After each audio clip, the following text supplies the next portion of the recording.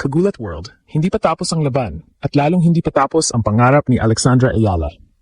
Ang championship match kontra world number 3 Jessica Pegula ay opisyal na suspendido dahil sa ulan, pero magpapatuloy ito mamayang eksaktong 12 midnight, August 4th, oras sa Pilipinas. Hawak ni Pegula ang first set, 6-4, habang lamang si Alex, 2-1 sa second set. Si Pegula ang magseserve pagbalik ng laro. At dito sasabog ang tunay na drama.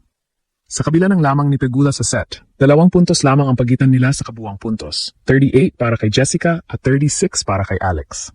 Ibig sabihin, hindi ito dominasyon. Isang magandang return game, isang matapang na break, at pwedeng biglang bumaliktad ang momentum. Pero malinaw tayo, hindi pa kampiyon si Alex. May kailangan pa siyang kunin na second set at posibleng third set laban sa isa sa pinakamatalino at pinaka-consistent na hardcourt players sa mundo.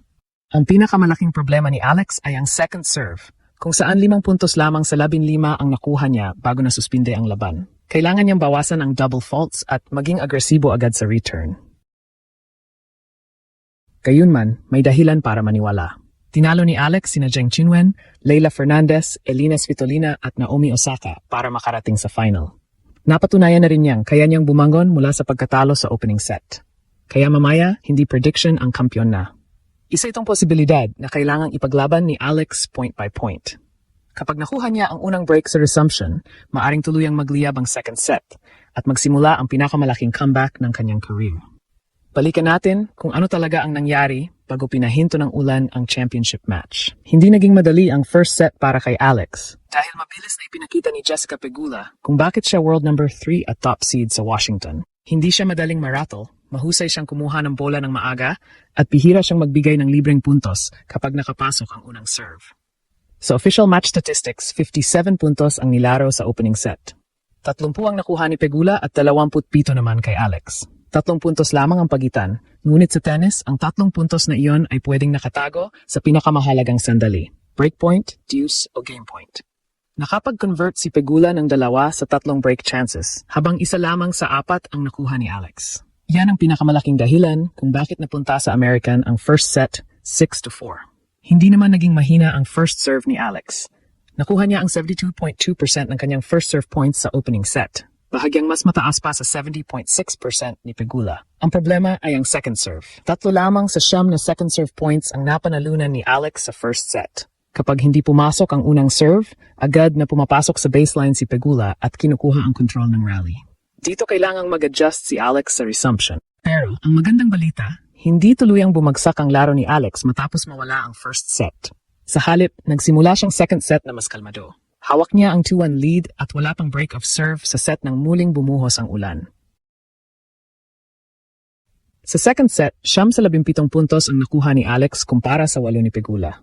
Maliit lang ang lamang pero sapat para ipakitang nakabalik siya sa laban. Ang mahalagang eksena pagbalik. Si Pegula ang magsaserve sa 1-2. Ibig sabihin, wala pang service break si Alex sa second set. Hindi siya basta isang game na lang mula sa pagtabla. Kailangan niyang gumawa ng pressure sa return game ni Pegula. Kapag nakakuha siya ng 0-30 o breakpoint, dapat handa siyang umatake at huwag lamang maghintay ng error. May isa pang dapat pantayan, 3 double faults na ang nagawa ni Alex sa kabuang laban, samantalang isa lamang kay Pegula. Hindi ito napakalaking numero ngunit sa dikit na final, bawat libreng punto ay mabigat.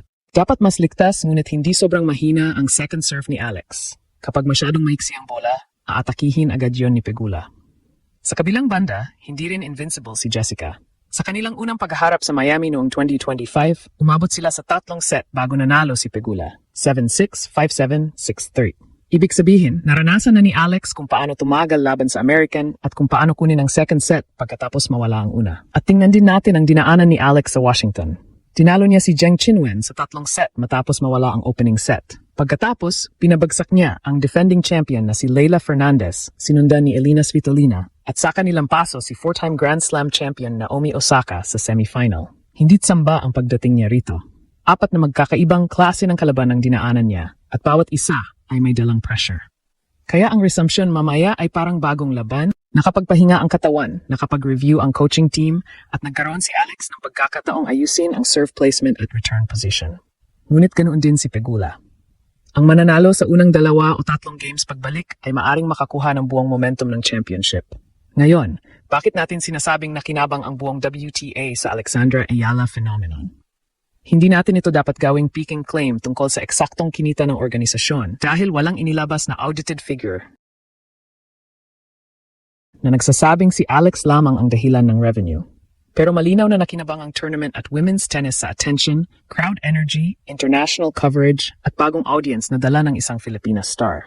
Ito ay analysis patay sa lawak ng coverage at crowd following. Hindi kumpirmadong revenue report. Maging si Pegula ay namangha sa suporta kay Alex. Naalala niya ang kanilang Miami semifinal noong 2025, kung saan nagtaka siya kung saan nanggagaling ang napakaraming Filipino supporters, kahit American siya at nasa South Florida. Ayon kay Pegula, mas naging crazy pa ang following ni Alex ngayon. Malaking bagay yon dahil hindi lamang isang local favorite ang pinag-uusapan. May global fan base na sumusunod sa bawat round, nagpapalipad ng Philippine flags, at nagpapaingay sa stadium at social media. Makikita rin ang epekto sa mga post pagkatapos masuspinde ang final. Kumalat ang bawi, Alex reactions, match updates, rain delay posts, at countdown para sa resumption. Ang official WTA account at tournament organizers ay patuloy na naglabas ng schedule updates dahil naghihintay ang fans sa iba't ibang time zone. Sa Pilipinas, malinaw ang sentro ng usapan. Kaya pa bang makuha ni Alex ang second set at dalhin ito sa deciding third? Napakalaki rin ng nakataya. Ang champion sa Washington ay tatanggap ng $252,000 at 500 ranking points, habang ang runner-up ay may $155,000 at 325 points. Kahit ano pa ang resulta, projected nang umakyat si Alex sa hindi bababa sa world number 25. Kapag nakuha niya ang titulo, maaari rin siyang umakyat sa number 14 sa race to the WTA finals. Hindi lamang tropeo ang ipinaglalaban, posisyon, seeding, confidence, at kasaysayan ang kasabay nito. Pero paano siya mananalo? Una, kailangan niyang atakihin ang second serve ni Pegula at piliting humaba ang return games. Ikalawa, dapat niyang gamitin ang left-handed forehand para buksan ang court at saka umatake sa backhand side. Ikatlo, kailangang kontrolado ang aggression. Hindi pwedeng puro winner ang hanapin dahil mahusay si Pegula sa redirecting pace at pagpapahaba ng rally. Pang-apat, kailangang maniwala si Alex na kaya niyang kunin ang second set nang hindi minamadali ang bawat punto. Nasa 2-1 siya, pero si Pegula ang magse-serve. Ang unang target ay hindi agad ang tropeo. Ang unang target ay ang 2-2 game pagkatapos ay ang susunod na return opportunity. Point by point, game by game. May dagdag na kalaban, panahon.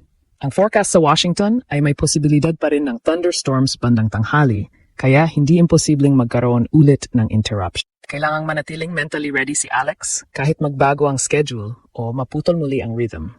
Buhay na buhay ang championship chance ni Alex. Hindi siya kontrolado o nilalamon ni Pegula. 2 puntos lang ang pagitan nila sa kabuuang laban. Ngunit hindi rin tama na ideklara siyang kampiyon bago matapos. Ang dapat nating sabihin ay ito, may tunay siyang pagkakataon, may malinaw na adjustment, at may buong sambayanang handang sumabog kapag nakuha niya ang break.